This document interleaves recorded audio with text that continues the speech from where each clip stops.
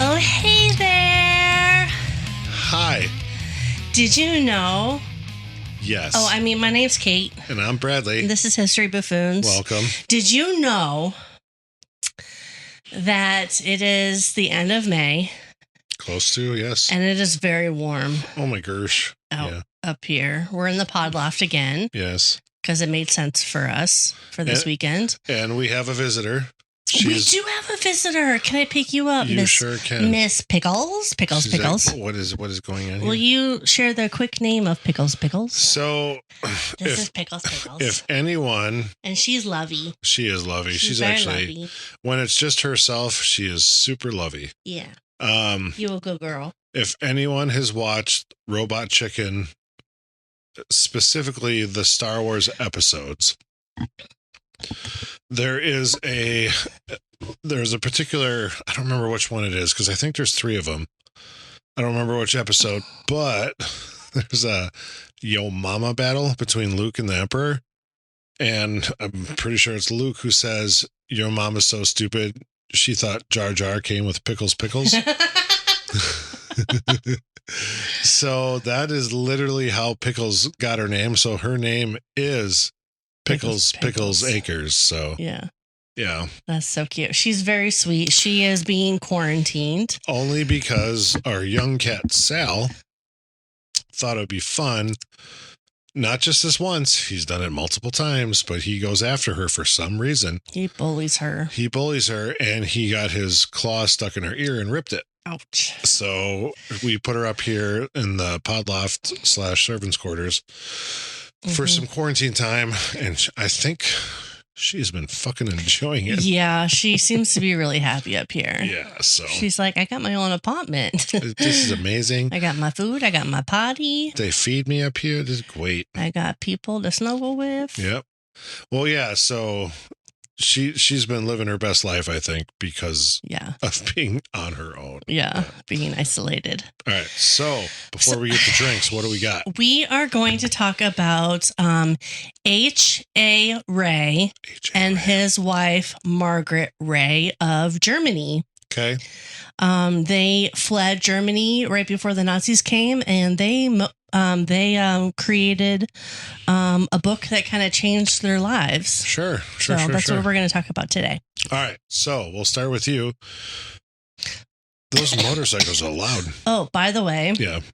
I am wearing no facial makeup today because I have been overcome with allergies. Joy. Oh, yeah. Overcome with allergies, and the amount of watery eyes and sniffly nose and sneezing. It didn't make sense for me today, so that's why I look like death. But anyway. All right. Well, with that being said, I also don't have any makeup on. Oh, I normally never do. Yeah. Because what the fuck? I didn't shave, I guess, or cut my hair. So what am I drinking? Because Mango Nada Modelo. It's also 8%. Suprema. Oh dear. I have had this. I like it. She tried the tropical one that I've also had, which I like. She's like, eh. Mm-hmm. So I don't expect her to like this. So it says it's mango nada. Yes. Flavored with the refreshing flavors of mango and chamoy, which I don't even know what chamoy is. I've heard of chamoy. I couldn't tell you what it is, though. But it's very cold, and I'm excited to try it. What do you got? I have 2 different newer Sierra Torpedoes. So I have a rye torpedo over there. Rye IPA, 6.2%. I got a dual torpedo, double dry hopped. It's a DIPA. 8.2. Holy shit. So do you know what a DIPA is? Mm-mm. It's a double dry hopped IPA. Oh. I don't know, double. No, that makes sense. DIPA. DIPA. D-I-P-A. Like, DIPA, yeah. It's like Dua Lipa. Wait, no, that's Dua Lipa. She's a singer. Oh. Anyways, so which one should I try first? The other one, the rye. I want you to try the rye. A while back, Sierra Nevada came out with a rye. It was so good. What went a rye? I don't know. Apparently sales because they got rid of it. Mm. That's what went awry. Cheers. Oh, cheers. To the history buffoons. And Pickles. And Pickles. She's like, I just take a nap here. Interesting. Ooh, that's good. I don't think Sierra Nevada can fuck shit up, though. Oh, my gosh. It's like getting to me right back here where the Sour Patches go. Yeah. Yeah, that's where my Sour Patch lives. Gets it right there. So, just to give you some context, she swallowed a Sour Patch Kid a long time ago, and it's just living in her throat. Well, I mean, what the fuck? Jesus Okay. Christ. Okay. So, sometimes I get my story ideas from Pinterest. Yeah. And this is where this story comes from. Is this the Xavier? Yes. Do we want to say that? Or should... Yes, Xavier. I was finishing my story this morning at their table, and Xavier, who is 7 and a half, he is reading really well. He reads very well. And he comes up to behind me and he starts reading over my shoulder. Now, what he's reading doesn't mean anything for what he was reading. Yep. And I was like, oh, man, he's going to start reading. So I was looking up the sources for my story today so that it can go on our website for you all. Yeah. And I found a video. It's a fantastic video on Tubi. Tubi. Yes. And so I went to the Tubi website and I'm looking for the link for this story. Right. And he said something about, look at all those, because it's all images of these movies, right? Yep. Look at all those pictures. Look at all those animals and da-da-da-da. And I was like, oh, it's a secret. Don't say anything. And maybe a couple of minutes went by and I didn't find what I was looking for on Tubi and I went somewhere else and I came back and I was like, oh, it was on Tubi. Here it is. And he goes, what?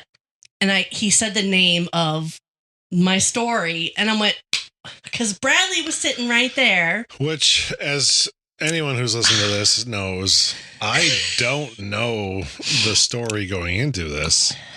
Very rarely do I, should I? Like the Preakness I did, whatever. But normally I don't know what the hell Kate's going to talk about.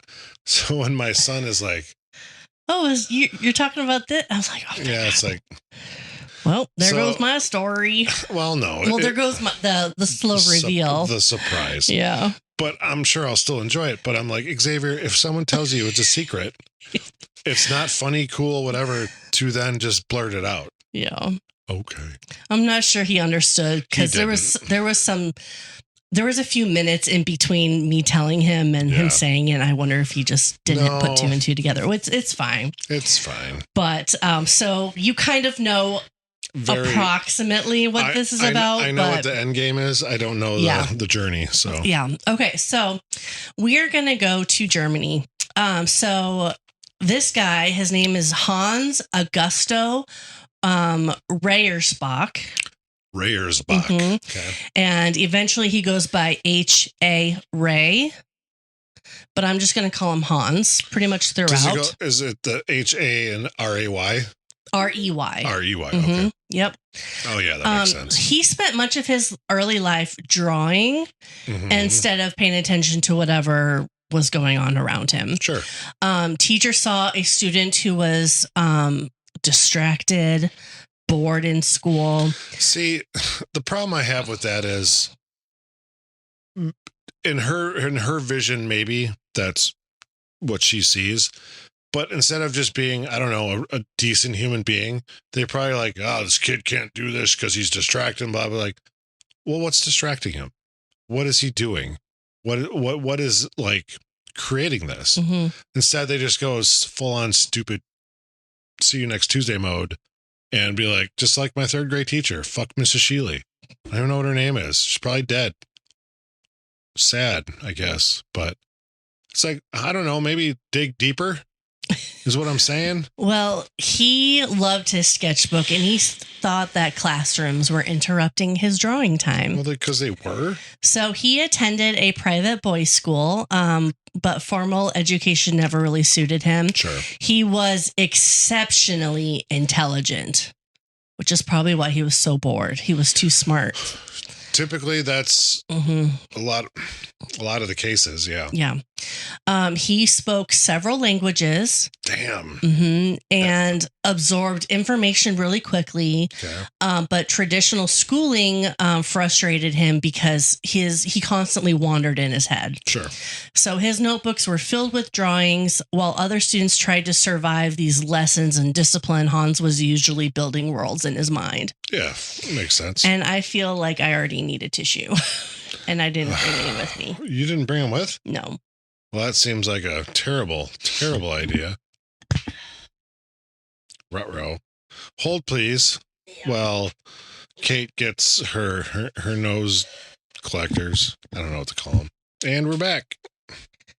So Hans was usually somewhere else in his head, right? Building worlds. Well, then history decided to change. World War II. World War I. Oh, one. Yes, oh, we're yeah, in 1914. Yeah, He is 16 years old. Right. World War I erupted across Europe. At 18, so 2 years into the war, he was drafted into the German army.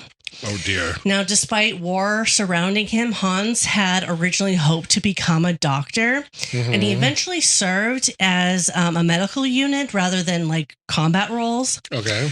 But even there, his instincts towards observation, his interests were more towards observation and artistry more than soldiering. Sure.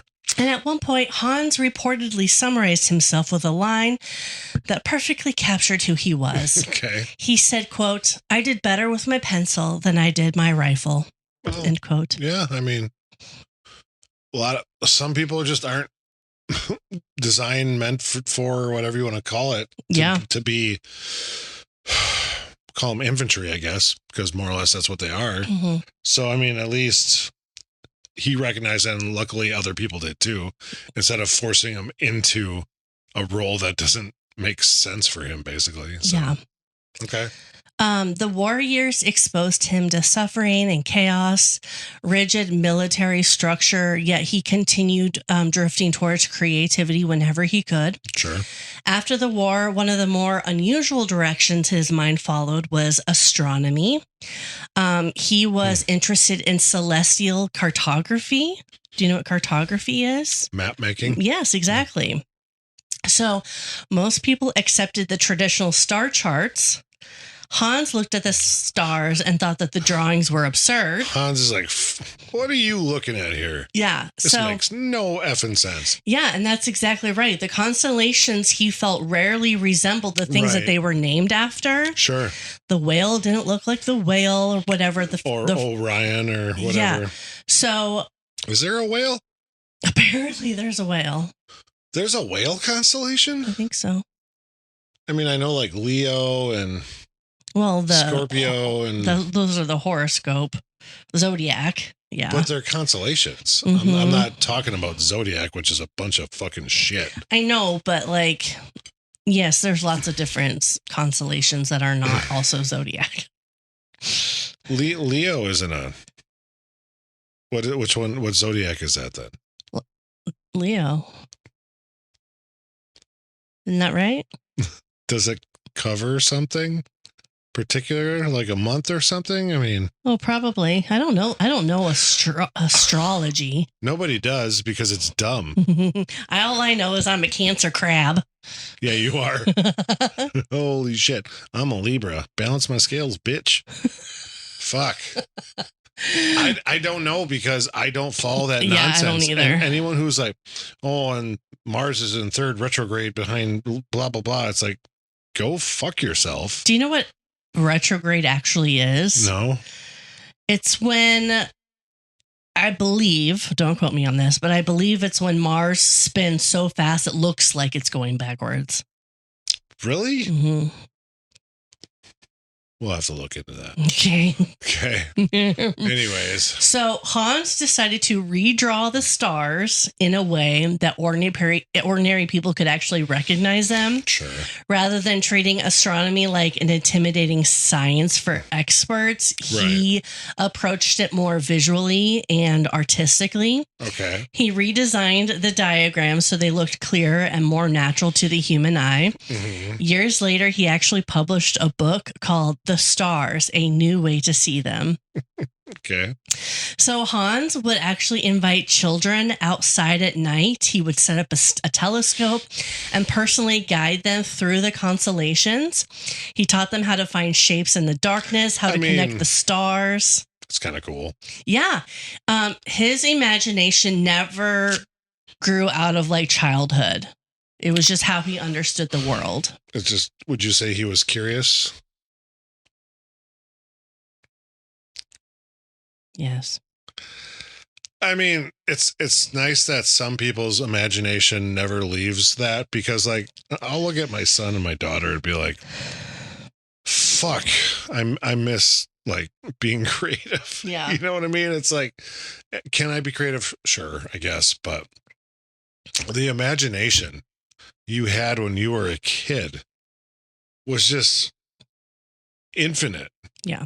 And when you become an adult, get beaten down by day-to-day normal bullshit. Fuck, it sucks, because it's like, man, look at them. Like, yeah, Vesper will be just sitting there and be like, blah, blah, blah, blah, blah, blah. It's like, what are you even coming up with? But it's awesome. I love it. She said the word loop-de-loop. She did. Today. Loop-de-loop. Like, So, where did you come up with like, that?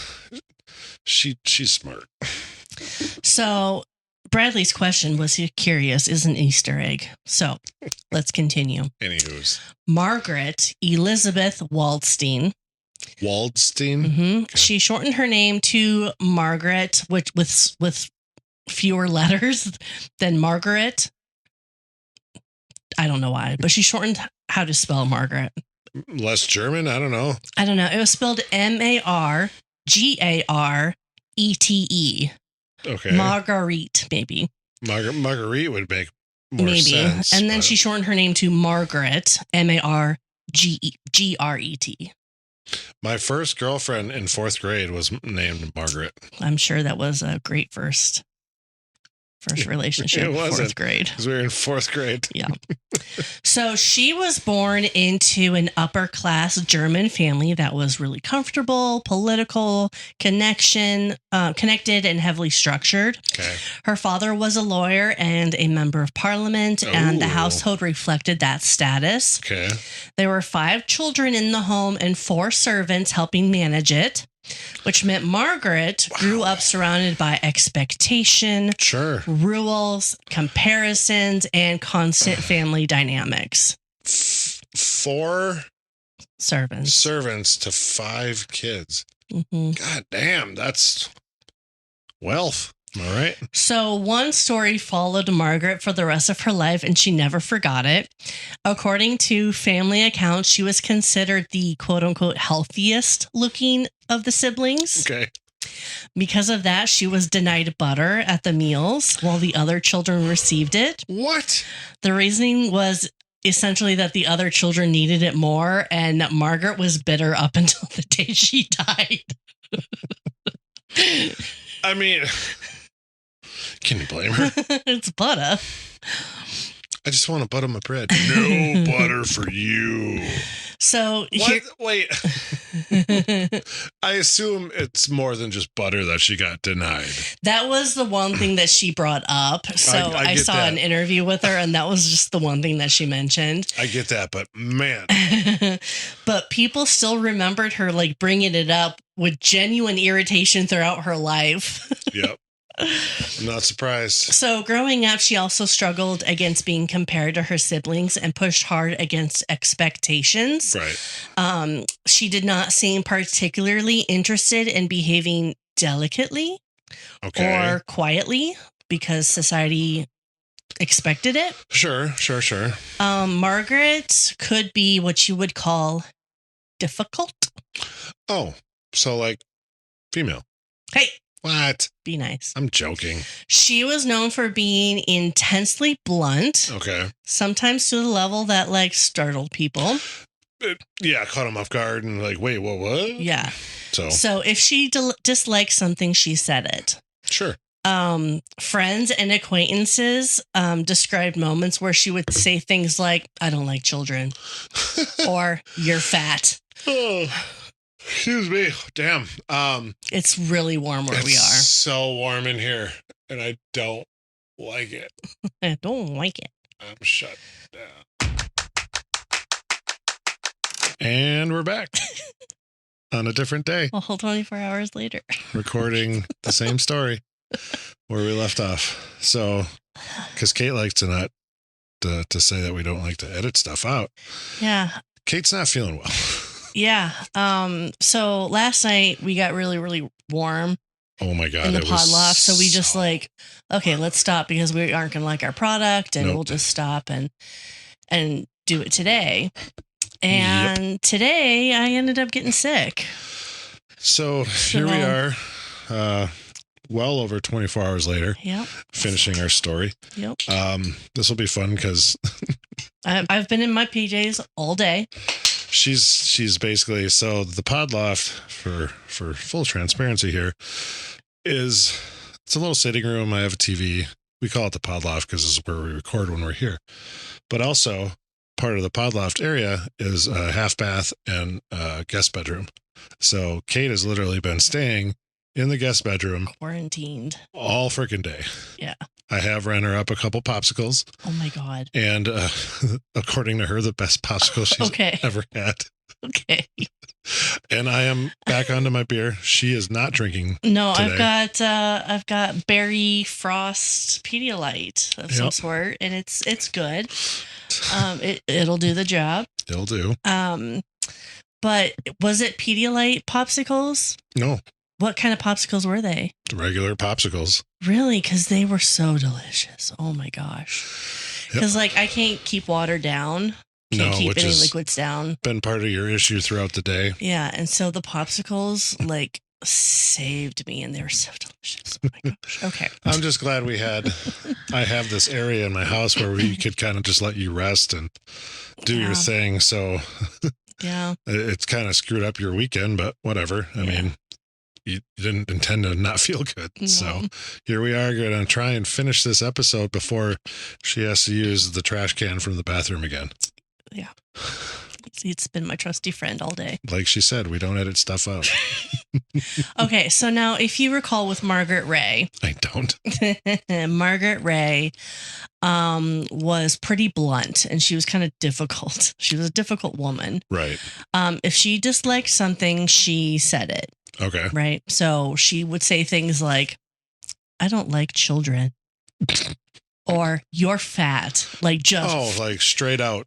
Blunt. This is what I'm saying. Yep, this is my opinion, and I'm not going to be afraid to say it. I'm not going to hold it back. Yeah. All right. And she was also pretty impatient in public. She said that there was one story, actually it was probably like a friend that said the story. Sure. Described her standing in a line at the post office.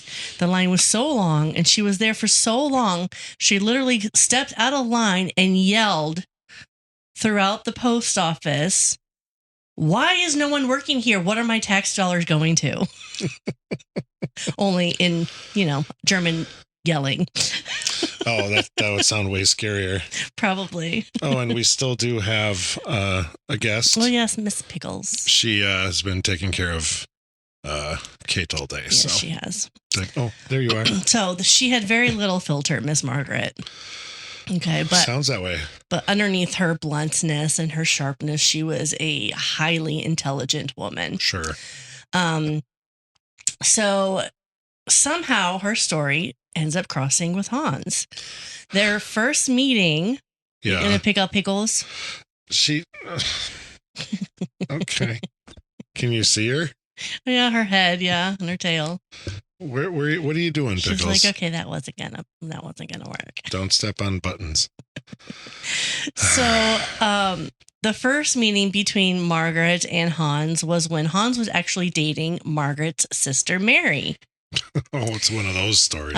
He had come to the family house to visit, and he was likely expecting an entirely normal social call, this young lad courting this woman, and he sees in the entryway Margaret butt end coming down the banister, like sliding down the banister, and that's how they met. So she was young. Like how Margaret young? was 9 years younger, and I think so she was probably in like middle school. Oh, gross. What? How old was Hans? Hans is 9 years older, but they don't get together at this point. I get that, but why is he like, oh hey? Oh, he wasn't like, oh hey. You're setting it up like that's what it was. No, that's just how they met. Oh, so it was just her sliding down this banister as he's there visiting his girlfriend. He's like, oh, that's your sister? Cool. But isn't it kind of weird? It's like, I'm going to date your sister for a while. You're next. It wasn't like what that. What the fuck? It wasn't like that. All right, thank God. That was gross otherwise. No.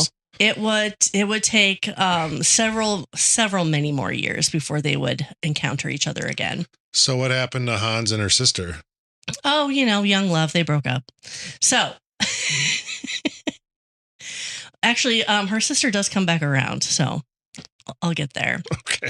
After World War I, the Weimar Republic was economically shattered. Sure. The country faced inflation, political instability, and unemployment in a sense that normal life had just completely been knocked off balance, right? Okay. So for many young Germans, the future was very uncertain.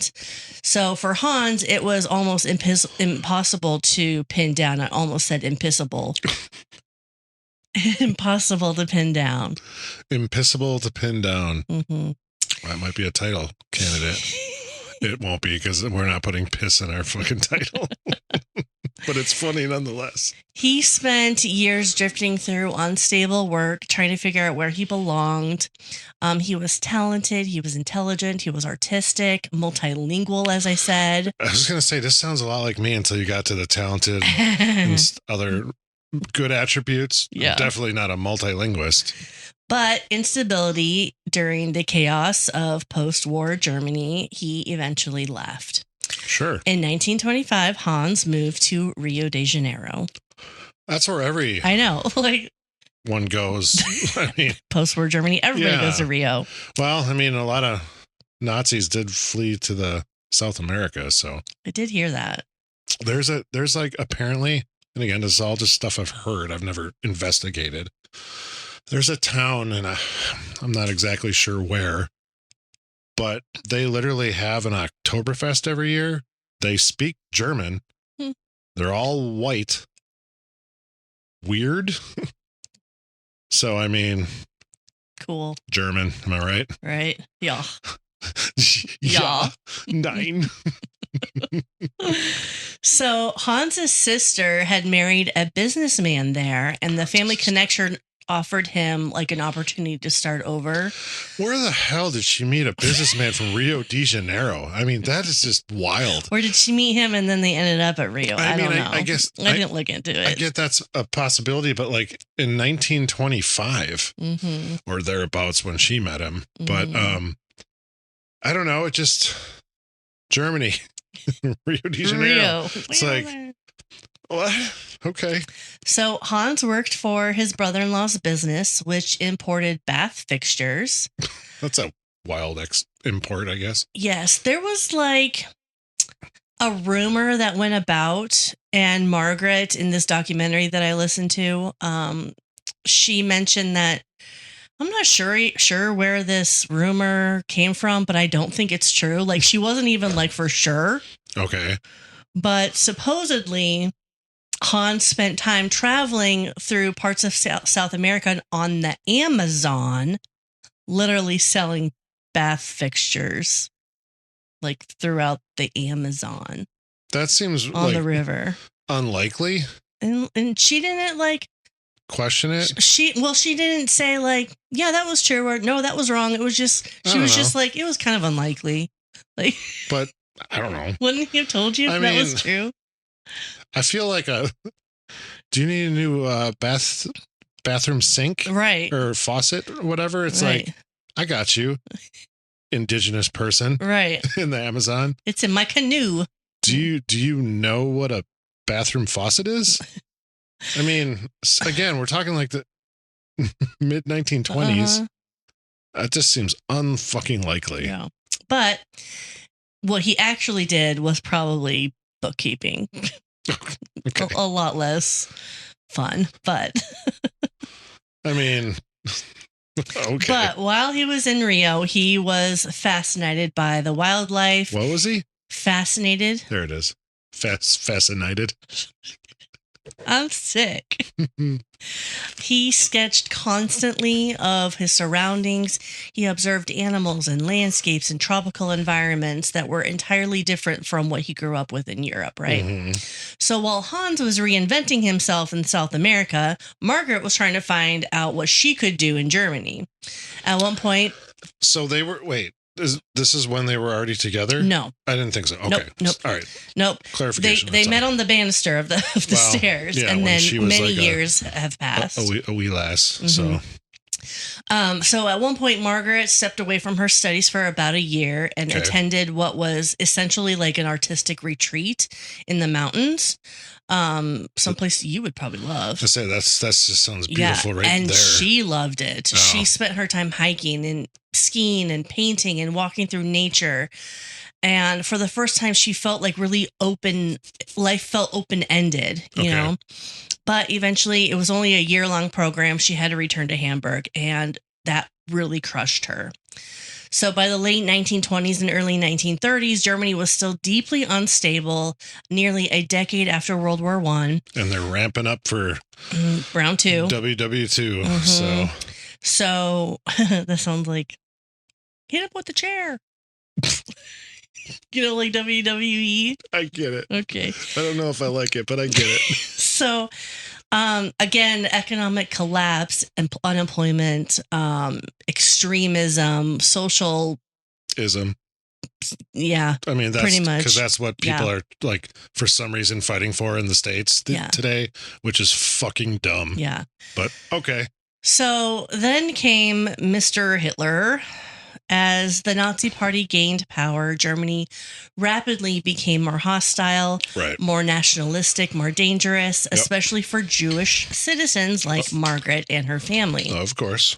So during this period, Margaret bounced between jobs before eventually finding work at an advertising agency. Oh. And that suited her personality and skills far better than anything she had expected. Okay. So she understood marketing, she understood the language, and she understood how to sell ideas. But around 1933 or 34, as anti-Jewish laws and Aryan employment restrictions began, Margaret ended up losing her job because she was Jewish. So, yeah, they didn't have DEI back then. No.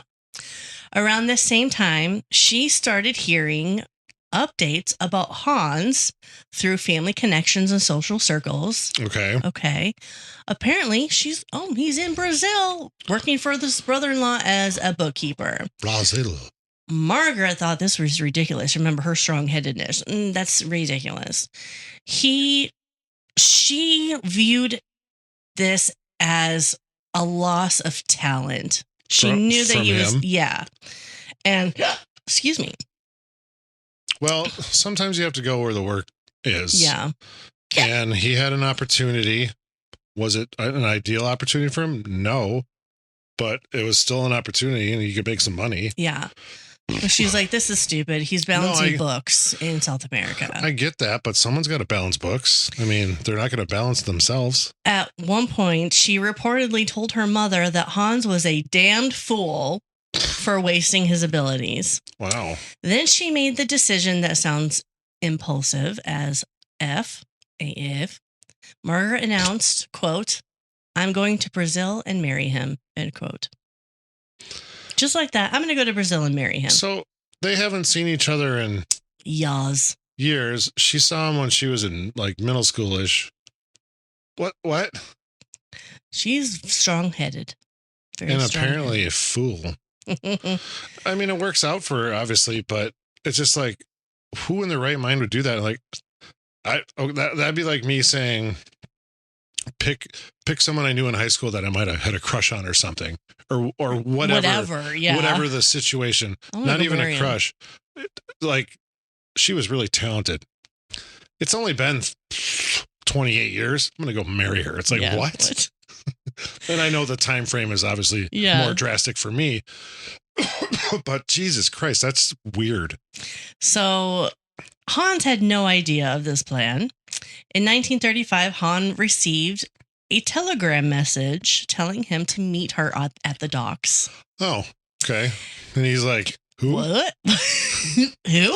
Oh, that weird chick going down the banister? I guess. I mean, dated her sister once. Margaret arrived in Brazil and reportedly announced to him, quote, "I'm getting you out of your family's business." And somehow it worked, and that's what they did. Well, apparently he was more submissive. Well, Margaret also later insisted that their marriage, because they do get married, was not built on some romantic love. No, it was built on a business. Yeah, she said that I did not fall in love with Hans. Hans did not fall in love with me. We were just really good friends. And the relationship... Wait, how are they really good friends when they hadn't seen each other in a long time? Are you saying I think she's after saying the that, fact? like, yeah. Oh, okay, because I'm like, yeah. Wait a minute. Yeah. So Margaret saw something practical in this partnership. She understood business, she understood advertising, and Hans understood art and illustration. And together they made sense. And I will get to why. They married in Brazil and soon traveled to Paris for their honeymoon. The original plan was to stay for 4 weeks. I'd say that seems like a little dicey time to go, but all right. Yeah. Their original plan was to stay for 4 weeks. They ended up staying for 4 years. Oh. Until the war? They just really liked it. Like Paris, am I right? It's Paris. Oh, Eiffel Tower. It's got an elevator. Stadium. Restaurant at the top. No? So, right. While living in Paris, Hans never stopped sketching. Even when money was tight and Europe was increasingly unstable, Hans constantly filled pages with drawings of animals, particularly giraffes and monkeys, inspired both by the wildlife that he saw in Brazil and the energy of the life that was happening around him in Paris. Do they have giraffes in Brazil? You know, there are zoos? There are 16 different species. Maybe not quite that high. There's 10 different species. Okay, yeah, maybe 8 different species of giraffe. Don't make shit up. There's more than 5. Just say there's a lot. There's quite a few. Okay. There's more than one handful. But so at least 6. Yes, at least 6. So no, there's more. Either way, that's what at least 6 implies. Yeah. Anyways, there's giraffes in Brazil? Yeah. Are you? No, I have no 100%? idea. I have no idea. But there are many a different type of giraffe. Maybe our title should be Giraffes in Brazil? Curious. So, anyways, I lost my spot. Well, that tracks. Okay. So some of those drawings eventually became cartoons for a French newspaper, and they stood out because Hans has a way of making these animals feel really expressive and full of personality. Okay. A publisher noticed the work and approached the Reys with a simple question. Could these characters become a children's book? Well, always could. Yeah. Yes, immediately.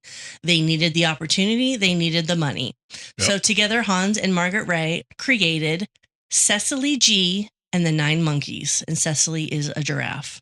Oh, okay. Cecily G and the 9 Monkeys. Sounds like a great tale of... I don't know what I'm going to say there. Never mind. Let's move on. I got nothing. So their working relationship settled naturally into these clear roles. Margaret handled the writing and the structure while Hans did the illustrations. Oh, so she actually wrote the books and then he would just draw them. Yep. Gotcha. Okay. So Hans did try to also write. And she's like, nah. Yeah, pretty much. She edited a lot. Know your role. Exactly. Maybe that's it. Know your role. I mean, at least she had the foresight or whatever you want to call it to be like, no. Yeah, no. I know what you're good at, and I definitely know what I'm better at. And you are not gonna be writing. I will do that. It's pretty funny. That's funny. So the book was successful enough that the publisher quickly asked for another. Looking back at the story that they had just created, the Reys became interested in one small baby monkey from Cecily G and the 9 Monkeys named Fifi. Fifi. And he appeared near the end of the book, but he was the baby monkey.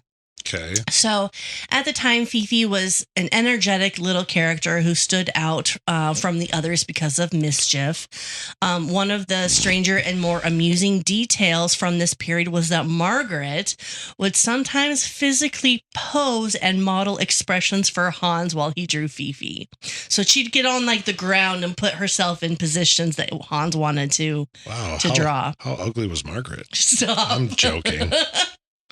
I'm joking. I mean, it's funny because even along that same line, when Walt Disney used to like have people dress up as the character and would sketch them and with facial features and stuff and whatever, something like that. I don't remember all the details, but it's been going on for a long time, even though it was a cartoon or a drawing or a comic strip or whatever. They still based it off of human like facial features and emotions and such and whatever. Exactly. So basically her personality and her body language are a part of Fifi.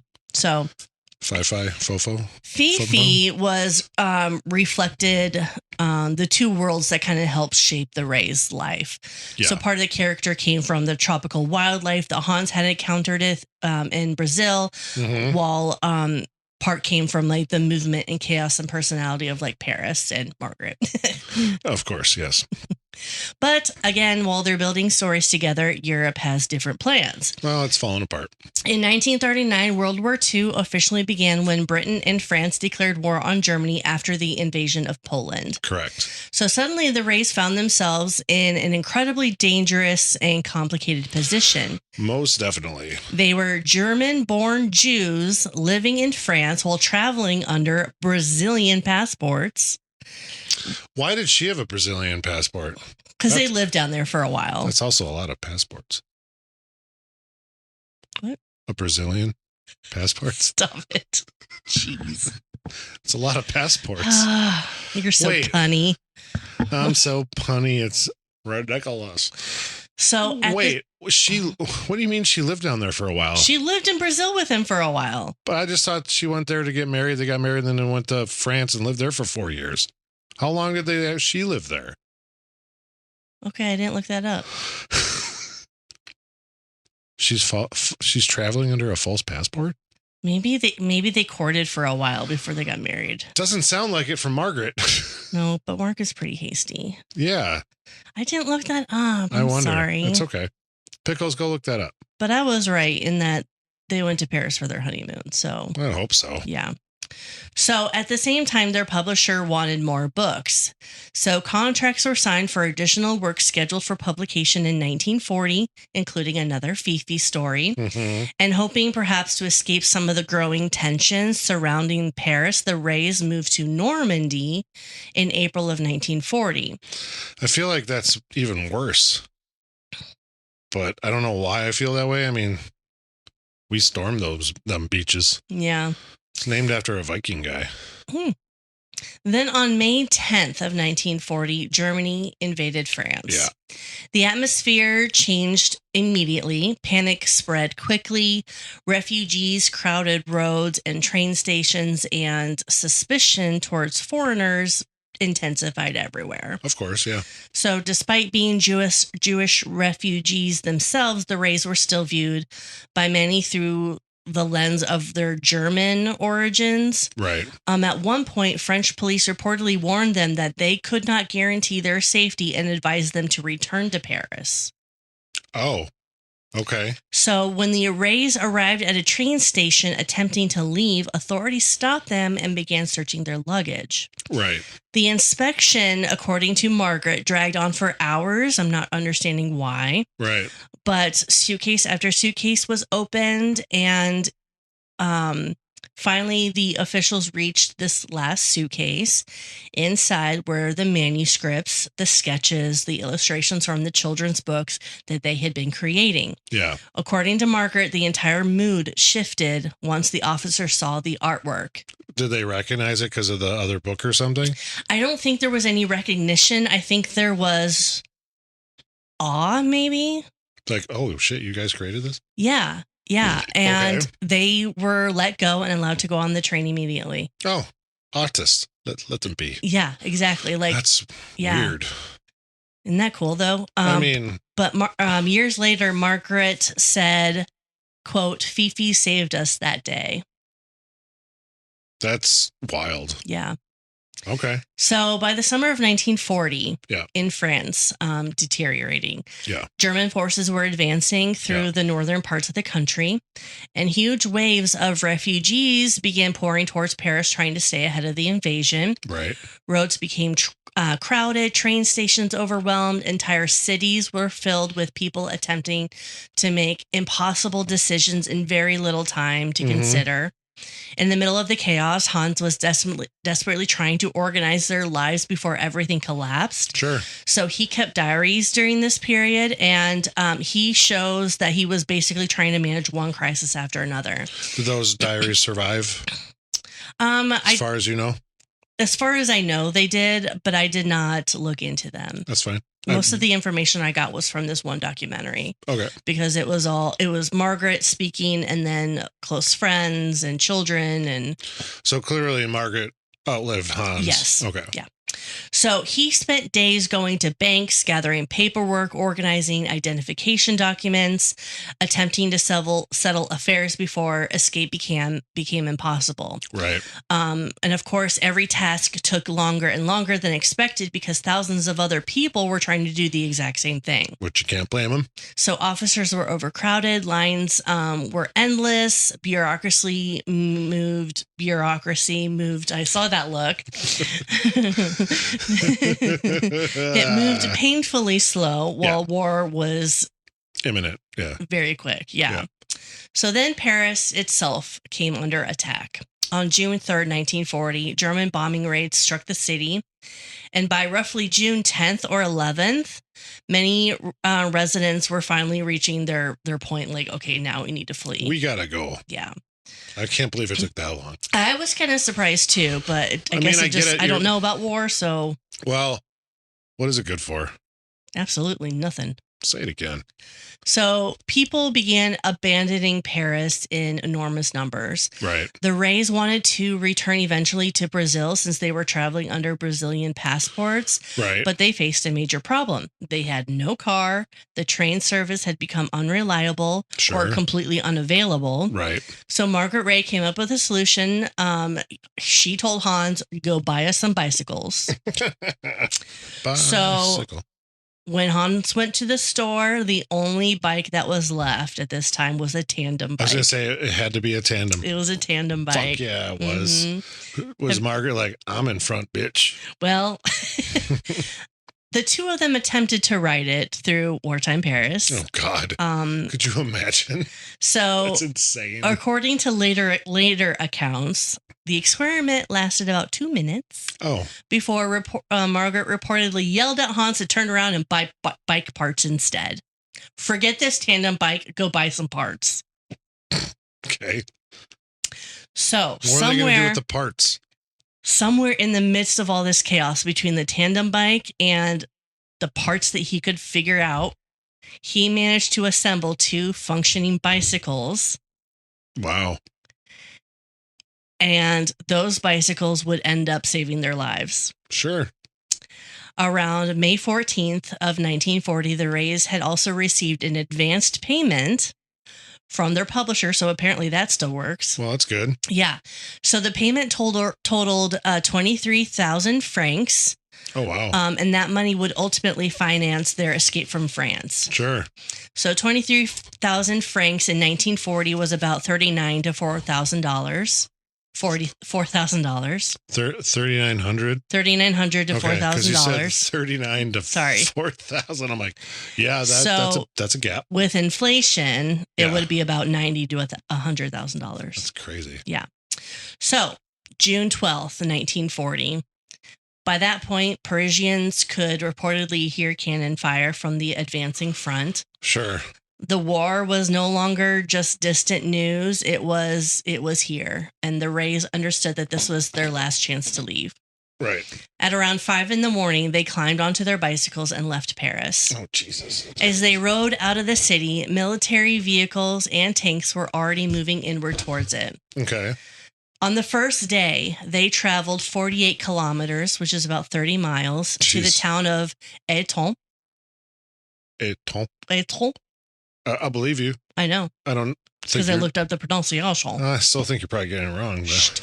The following day, they continued another 32 kilometers, which is about 19 miles. That's a lot. Southward along roads that were packed with refugees, abandoned vehicles, frightened civilians, and just the growing evidence of war all around them. Yeah, for sure. 2 days after the Reys left Eton, German bombing raids struck the town, killing hundreds of people. Oh, dear. About 400 people. Oh, that's sad. Yeah. Are you having troubles here, Pickles? Pickles is not. Say, I don't want this. Do you want to get down? You're the one who was coming over to me. He's like, she's like, I don't know. Why do you keep calling her he? Because Pickles doesn't sound like a female name to me, and I struggle with it. I feel like Pickles is the ultimate female name. Don't you? You hate Pickles. Pickles. No, I love Pickles. She's awesome. Okay. So. The food, yes. I hate the food. Yes. So. Where you headed, Pickles? Later, the Reys described what the roads looked like during the escape. Sure. As they pedaled south, they passed endless lines of abandoned and destroyed cars sitting motionless along the roadside. Vehicles had run out of fuel, broken down, become trapped in traffic, and the bicycles allowed to keep the Reys moving while others became stranded. Right. So at night, they often slept in farm barns alongside animals because there was nowhere else to go. Well, sure. The journey was exhausting. It was uncertain, constantly overshadowed by the fear that German forces could reach them at any point. How did they get all their luggage with them? Oh, they packed very, very, very light. Just mainly their manuscripts and like it was drawings. It was in like an ET basket, in the front of the bike. I don't think it was. Well, you weren't there. So you definitely weren't there. If I wasn't there, you weren't there. Eventually, they arrived in Orléans. So, like, instead of New Orleans, it's Orléans. Orléans. Yeah. Because isn't that that's what New Orleans is named after, right? Yeah. So, amid enormous crowds of desperate refugees all trying to flee southward, the Reys somehow miraculously secured places on a train. It feels improbable and impossible, but somehow 2 artists escaping an invading army on homemade bicycles while carrying children's manuscripts were able to board this train. Well, I mean, weirder shit has happened, I guess. Yeah. That's wild. So after reaching Orléans and managing to board a train south, the escape was still far from over. France was collapsing rapidly, and thousands of refugees were all trying to move towards countries that remained neutral in the war. So at another station along the route, the Reys made a difficult but necessary decision. Did they bring their bikes with them on the train? That was my next sentence. Oh. They sold the bicycles. I was getting a little burp out. That's fine. And hoping it wasn't vomit. Me too. So they ended up selling the bicycles in exchange for train tickets. Well, I mean, the train's going to get you further than the bikes will. Yeah. And they were headed for Portugal, which is one of the few neutral countries left in Europe at the time. Oh, okay. So those bicycles saved their lives, just like little Miss Fifi. Mr. Fifi. How? Well, we'll get there. How did? I know you didn't probably read this, hear this, whatever. Doesn't matter. But like, Portugal remained neutral at that time, so they had to go through Spain to get to Portugal. How do they travel through Spain then? So, Spain was still a country that was recovering from its own civil war at the time. Right. So I don't think they were quite in the war, the World War as of yet. Oh, okay. Because I mean, I'm sure like there had to have been checkpoints like, we got to check your train, see who's on this bitch and whatever. Because I can't imagine that would have went over well. But all right. So they ended up in Lisbon. So by the time they arrived, roughly 2 weeks have passed since they left Paris. So Lisbon. Lisbon. My bad. Yeah, you keep adding at the end there. I'm sure like, did. Lisbon. Like, what did Lisbon do? So through it all, they carried their manuscripts and illustrations with them. Yep. The Reys remained in Lisbon through much of July while attempting to secure the paperwork to leave Europe. Okay. So, like countless other refugees during the war, they found themselves stuck in a city that had become a waiting room for everybody trying to Europe, escape. Basically. Yeah. I mean, Jesus. But eventually they secured a passage on a ship bound for Rio de Janeiro, and they made it safely back to Brazil. Back to Rio. Yeah. Huh. But for Margaret, Brazil didn't feel like the final destination. She's like, this is just a stopping point. She wanted to go to the States. She wanted to go to the States. Yeah. So to Margaret, America represented something larger than just safety. She believed it was a place that they might genuinely be free. Flourish. Yes, far away from collapsing governments, racial laws, and the instability that had shaped their adult lives so far. Right. So only a few months later, in October of 1940, the Reys boarded another ship headed for America. Nice. And with them were the manuscripts with Fifi. Mm-hmm. So when Margaret and Hans arrived in the U.S. in late 1940, they wasted no time in setting up, trying to find publishers for the manuscripts that they had carried. Sorry, where did they end up in the States? Long Island. Yeah, okay. Yeah. I thought it was New York. Yeah. So, okay. So Margaret's sister, Miss Mary, lived on Long Island. So wait, she moved from Germany to Long Island already? I didn't follow her story. Well, why would you? I just know that Mary's on Long Island. Okay, I didn't say, like, get me there. I just said, wait, what? Mm-hmm. What the fuck? So the Reys use her address as a contact point for correspondence. That's what we do with Sarah's parents for Xavier's bus. There you go. Exactly. Yeah.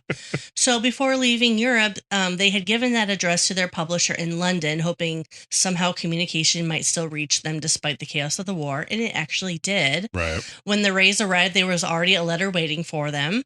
Oh. Mm-hmm. And one of those like strange coincidences, the publishers themselves were also fleeing wartime Europe and had relocated to America as well. Well, I mean, it seemed like the place to go. But however, they did not go with that publisher. Oh, why? I don't know. They had a contract. Matter. They gotta advance. Do you have to pay that back? I don't know. What the fuck, man? Have some fucking loyalty. I didn't research that. War-torn shit. That wasn't part of my research. No. I failed. Okay, so eventually the Reys went with American publisher Grace Hogarth at... What's the name? Grace what? Grace Hogarth. Hogarth? At Houghton Mifflin. Houghton Mifflin. Mm-hmm. She loved the monkey character immediately and helped secure the Reys a 4-book contract worth around $1,000, which is approximately $22,000 to $23,000 today. Wow. Which at the time represented the stability that the Reys had not experienced in years. Sure. So they've been on the run. Yeah. So Grace Hogarth had one concern. Fifi's sounded a little bit too feminine for American audiences and suggested the monkey needed a different name. So that was when Fifi officially became... Do they think they're like, by George, I got it? Fifi officially began George. Became George. He became George. Not began. He became George. As in Curious George. No, I know. Yeah, Xavier ruined that surprise. Xavier told you it was about Curious George. In his defense, he's 7. But he can read, so good boy. Well, he's doing really well. He is. And I did have a talking with him. I'm like, when somebody tells you this is a secret, you don't get points, bonus stuff, anything for ruining that secret. Yeah. He's like, okay. Okay. Yeah. So, and I believe him. He's a good boy. He's a very good boy. He just thought, he's like, in his brain, because he always likes to tell me stuff. So I'm going to tell Dad. Yeah. And it wasn't like malicious, mean, nothing. It was just like, I got to readjust. That's right. I need a beer too. But basically, like he just thought he was going to do something cool for Dad by, this is what it is. Yeah, it's like I can read this. And also, man, it's so cool. Like driving around with him now. He's like, He'll just be reading random shit. I know, And that's I'm so awesome. proud of him because he's doing really well. Yeah. He's got some issues on certain words, but Who doesn't? he's learning. So Shit, I say right. began and become, so whatever. Well, yeah. Look at Kate. She's 40. I'm still learning. And she doesn't have any idea what's going on in this world. So, all right, you keep going. I'm just going to grab a beer while you're doing that. Okay, so Curious George. Oddly enough, the books were not an immediate cultural phenomenon. Weird, right? The early response was respectable, but nothing explosive. The Reys were successful enough to continue working, but nobody yet understood just how deeply the stories would eventually become embedded in American childhood. So the major surge in popularity came about 15 years afterwards. Okay. When the children who had grown up reading the books were now reading them to their children. Sure. No, that makes sense because, I mean, there's a lot of books, excuse me, that I want to share with Xavier. Mm-hmm. Maybe not Dracula yet, but We'll get some there. books of my youth that I enjoyed, or vice versa. He'll be like, he loves, like, when I was a kid, I always loved this Scholastic book ordering thing in school. Scholastic, heck yeah. So he gets to do that still. I'm like, damn, they still got it. That's awesome. Mm-hmm. But he'll mention something like, I used to read that or whatever, blah, blah, blah. So, like, yeah, I can understand how these kids or young adults, whatever they were at the time, now they have their own kids and they're reading them these stories. That's how shit's going to grow, basically. Yeah. So, yeah, that's awesome. So the second generation changed everything. The books became passed down within families, and suddenly George stopped being just a children's character and became a tradition. Well, yeah, I mean, Forrest Gump passed it down to his kid. Did he? Well, yeah. I don't remember that. I know I just watched that recently. But he was going to bring it to school for show and tell, and that's when the feather flies out at the end. Yeah, that's that he right. keeps in the book. Yeah. But yeah. So, I mean, it's stuff like that my mother has, I hope, this box of some of my stuff, and it's got all my old Garfield books in it, like the old comic books. Yeah. And Xavier just watched the newest Garfield movie. It was okay. Chris Pratt was the voice of Garfield. Anyways, I would love to give him all those old books now that he can start read. He's starting to read and everything. See what he thinks. I hope I can find them. Yeah. Because I had almost like every single one because I loved Garfield when I was little. That's actually how I met my best friend Matt, is he and I both liked Garfield. That's cute. And we met in 5th grade because of that. So over the years, the Reys would create 7 major Curious George books together. Yeah. And their lives gradually became quieter, more stable. By the 1950s, the Reys began spending summers in New Hampshire. Hans especially seemed to thrive there. Oh, okay. He would often sit near pools or public gatherings, public spaces, sketching and working on drawings, and children inevitably drifted towards him out of curiosity. Just like, what are you doing? And it happened constantly for him. That's crazy. He was just like this cool old guy who was like drawing all these kids' characters. So kids would gather around and watch him draw while Hans entertained them, talked with them. Sometimes he would give them piggyback rides in the pool. Like he would pretend to be like a turtle and provide passage to the other side of the pool. That's funny. Yeah. But at the same time in New Hampshire, not everyone in those communities welcomed the Reys at first. Because they were Jewish? Mm-hmm. Some people were openly wary and uncomfortable with Jewish refugees there. But over time, many of those people's attitudes changed because of how they saw Hans interact with their children. In the community, yeah. Yeah. Yeah. Good. So his warmth and playfulness disarmed people in a way, it was just... No, for sure. Yeah. That's awesome. So there was something, it would be difficult to dislike Hans, I guess. Right. Yeah. No, for sure. So as the decades passed, the Reys became inseparable, not only from each other, but from the character that they had created. So did they actually love each other at one point? Not in love, but yes. Oh, So they still just were like She friends? said that no, we're not in love with each other. We're just a really good partnership that happen to be married. Did they have kids? Okay.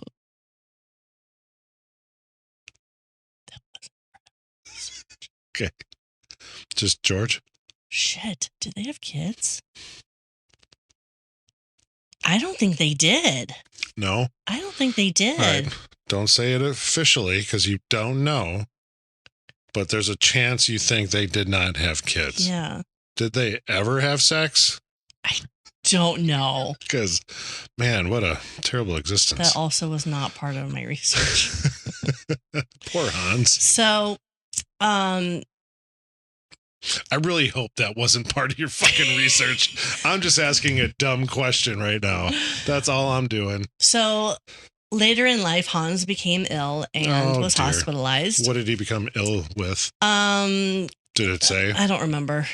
Good Lord. I know. I'm sick. What can I say? That's not an excuse. You weren't sick when you did the research. Margaret visited him there, and according to accounts from people close to her, shortly after she left the hospital on one occasion, Hans died, and she actually refused to return to see him like that. So she wanted her final memory of him to be when he was alive. Sure. I mean, I get that. Even though she didn't love him, but whatever. So after Hans' death, Margaret continued managing and promoting Curious George for more than 19 additional years. But obviously, no more additional. Correct. Because he can't draw unless they had some banked up. Yeah. But I'm guessing not the case, right? She protected the legacy pretty fiercely and remained deeply involved with the character. Well, it also made her money, so. Then in December of 1996, Margaret died as well. Oh, wow. She made it to 96. Good for her. By that point, the little monkey that had once crossed war-torn Europe in a manuscript form had become one of the most recognizable children's characters in the world. So, did you ever, in any of this, did they have any explanation about the man in the yellow hat?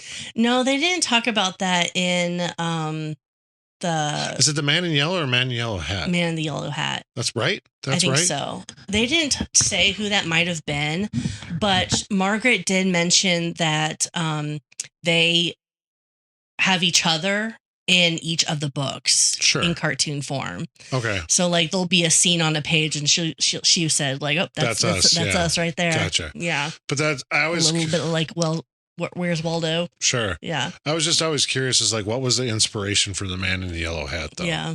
Because if I'm not mistaken, they never really say his name. It's just always the man in the yellow hat. Yeah. Who had Curious George. With him or whatever. Yeah. Was his pet or whatever it was. But I couldn't tell the last time I read a Curious George book. But so by the mid-1990s, more than 75 million copies of the books had been sold in over 25 languages. That's pretty impressive. And this all began with two refugees trying to outrun a war on handmade bicycles while carrying children's stories in their suitcases. With false Brazil passports. So I want to give a shout out to the documentary that I watched. Yeah. So it is on Tubi, which is a free streaming program. Yep.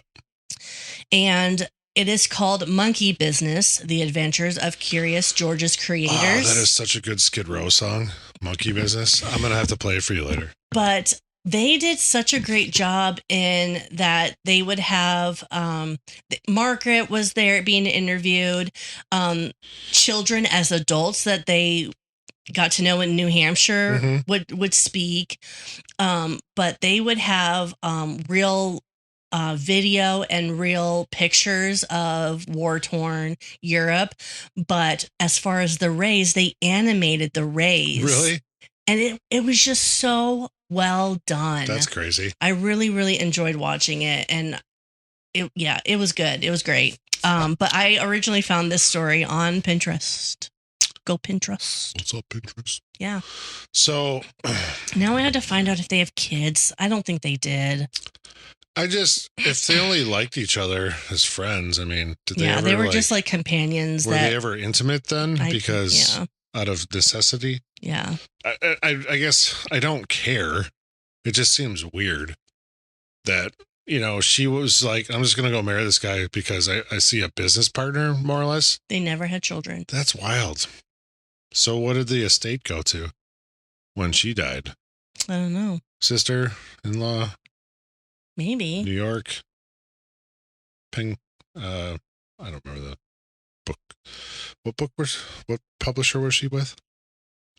Do you remember? Houghton. Yeah. Something. Whatever. Yeah.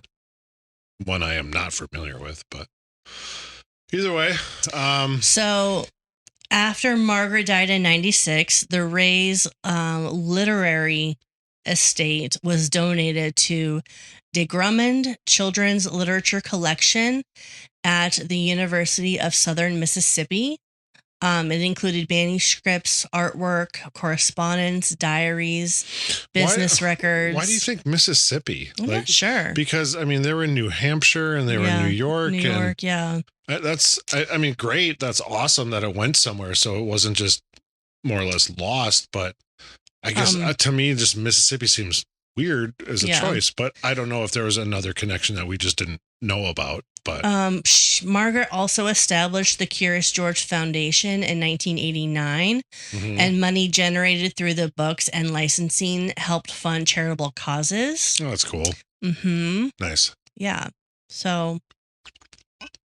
Well, Forrest loved him. Forrest Jr. loved him. So I actually went to Barnes & Noble to look for a Curious George book. Oh, yeah? Yeah, and I was going to buy it, and I was like, I'm not sure why I'm buying it, so I put it back and bought other things that I shouldn't have. I don't know. I don't think we have one. Not for the kids or anything. I'm pretty sure Xavier has borrowed one. That's what I was going to do. I was going to, go to the library or something? No, I was going to buy it, have it on the podcast, and then give it to your kids. Which they probably would have liked. But I wonder, I should have asked Sarah, since he ruined the surprise, if he has one. I guess I don't know if he does. Huh. I know the books I have, but hey, either way. I'm going to see, who was the man in the yellow hat? Because that's how they refer to him, right? Yeah, I Man think in the yellow hat. Because he had this weird, wild... The man with the yellow hat. Okay. It is intentionally a little mysterious, which is Right. part of why the character works so well. Is that why? That's it. He is an explorer, a traveler, a caretaker, and an accidental enabler. Did he have a Brazilian passport? I don't know. Seriously. But now I want to go through the books because there's only 7 of them. 7 original official. Yeah, and books, I want to see if we could find the Reys in the books. No, I'll have to ask Sarah when we're done here if she's awake. I know she was getting the kids to bed. I'll have to ask if she ever got Xavier a Curious George book. I want to say no, but she would know better than me. But no, that's crazy because it's crazy what they had to go through. Even with having a publishing contract, which then they said, fuck you. Yeah, But I didn't look into that. It's fine. Sometimes when I'm doing research, I don't think about questions like that. And so when you come up with them, I'm like, oh shit, I didn't look into that. Maybe I should have thought of that. Yeah. Well, that's why I'm here. So you do the work on the front end, I do the work on the back end. And that is not a weird euphemism for anything. I'm going to drink some more Pedialyte and maybe eat a cracker. So cheers. Welp. I suppose. All right, buffoons. That's it for today's episode. Buckle up because we've got another historical adventure waiting for you next time. Feeling hungry for more buffoonery? Or maybe you have a burning question or a wild historical theory for us to explore? Hit us up on social media. We're History Buffoons Podcast on YouTube, X, Instagram, and Facebook. You can also email us at historybuffoonspodcast@gmail.com. We are Bradley and Kate, music by Corey Akers. Follow us wherever you get your podcasts and turn those notifications on to stay in the loop. Until next time, stay curious and don't forget to rate and review us. Remember, the buffoonery never stops.